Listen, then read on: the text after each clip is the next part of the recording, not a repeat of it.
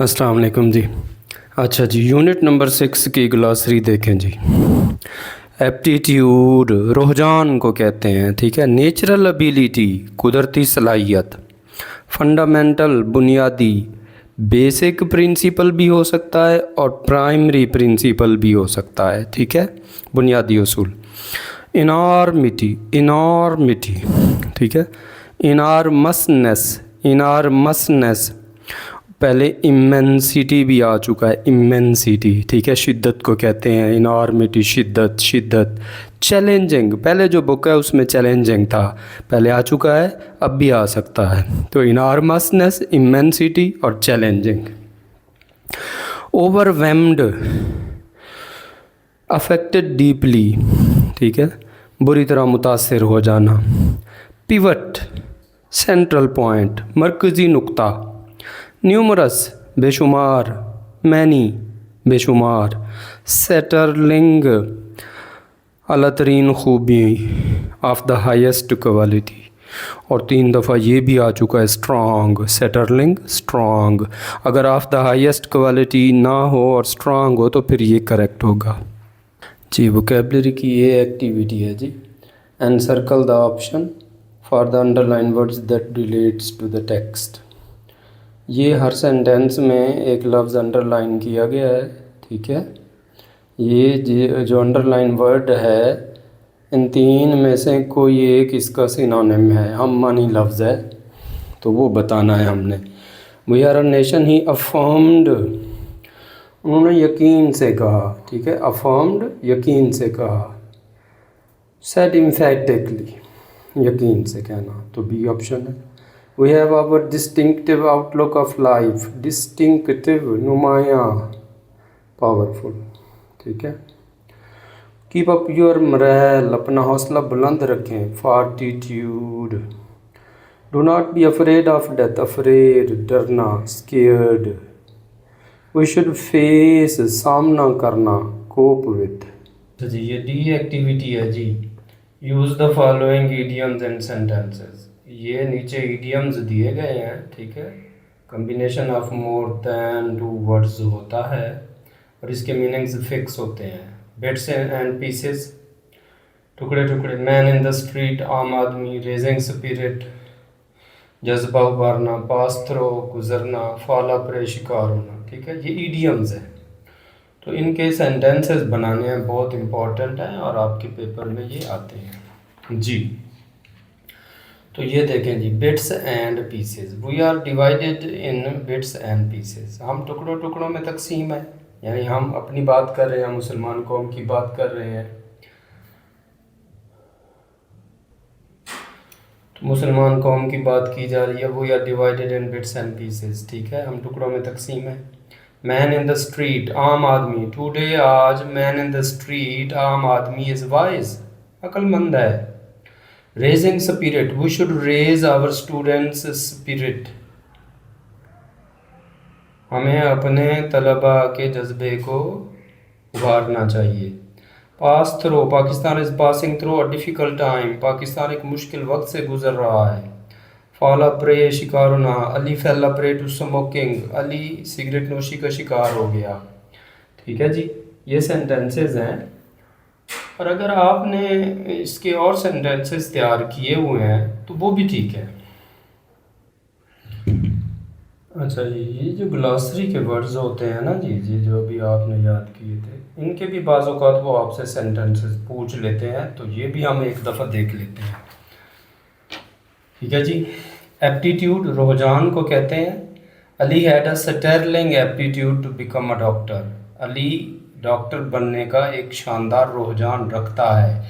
अब इसमें आप देखें, एप्टीट्यूड भी आ गया है और ये जो आखिरी स्टर्लिंग है ये भी आ गया है, यानी पहला और आखिरी जो ग्लासरी के वर्ड्स हैं इनका हमने एक सेंटेंस बना दिया है।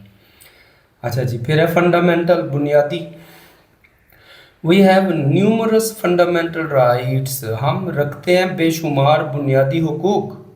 अब देखिए न्यूमरस भी आ गया है, ठीक है, ये न्यूमरस है, ये न्यूमरस और फंडामेंटल इन दोनों का एक सेंटेंस हमने बना दिया है। Enormity, we should not be overwhelmed by the enormity of the task, हमें काम की ज़्यादती से मगलूब नहीं होना चाहिए। अब इसमें देखिए ओवरवेल्म्ड भी आ गया है और इनॉर्मिटी भी आ गया है। ठीक है जी। Pivot, Ali's job was the pivot of his life. Ali की मुलाजमत या अली का जो काम था वो उसकी ज़िंदगी का मरकज़ी नुक्ता था। नेक्स्ट एक्टिविटी है जी हमारी एडवर्ब की। ठीक है, इसमें बस सिर्फ एग्ज़ाम्पल को देखें जी। ये देखें, शी वॉज सिंगिंग ब्यूटीफुली।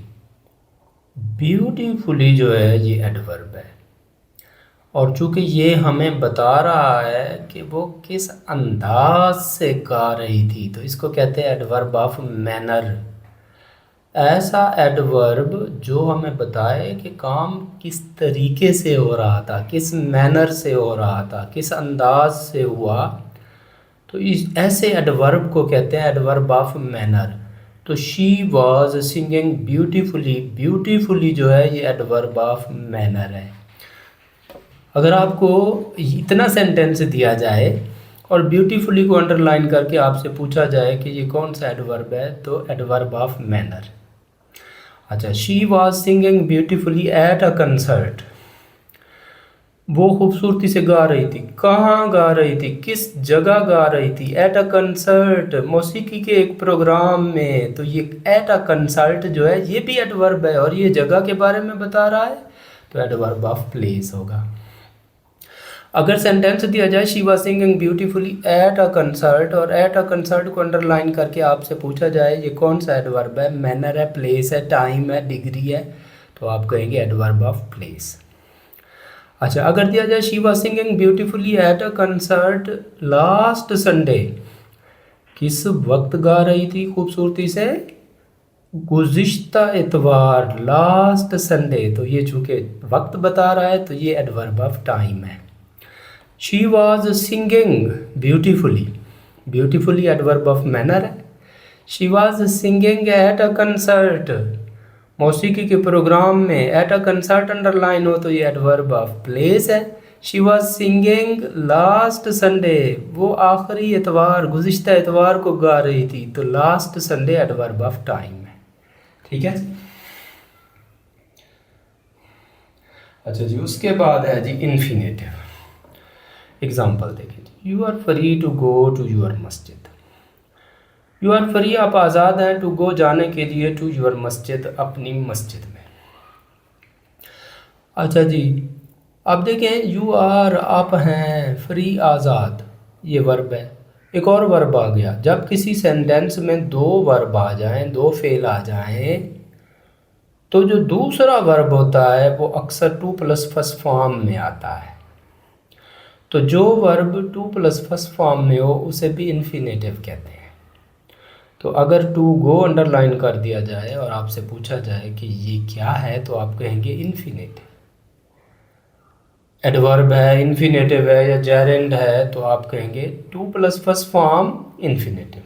दूसरी मिसाल, he made the people work, उसने लोगों से काम कराया। अब देखिए इसमें दो वर्ब हैं, एक मेड है और एक वर्क है।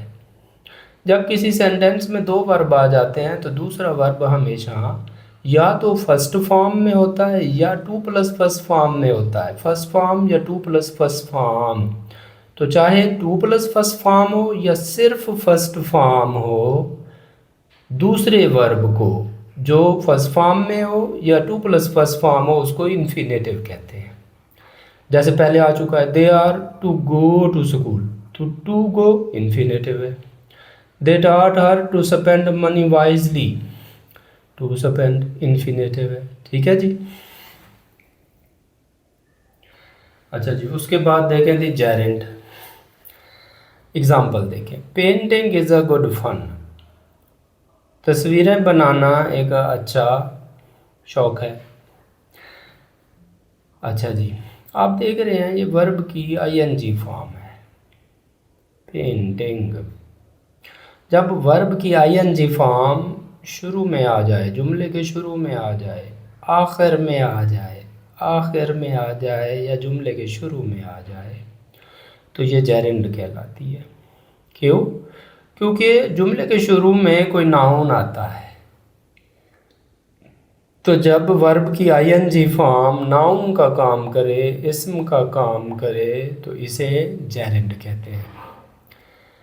इससे पहले हम पढ़ चुके हैं प्रेजेंट पार्टिसिपल, वो भी आईएनजी फॉर्म होती है, लेकिन वो किसी नाउन से पहले आके उस नाउन के बारे में हमें मज़ीद बताती है, तो वो तो होगा प्रेजेंट पार्टिसिपल।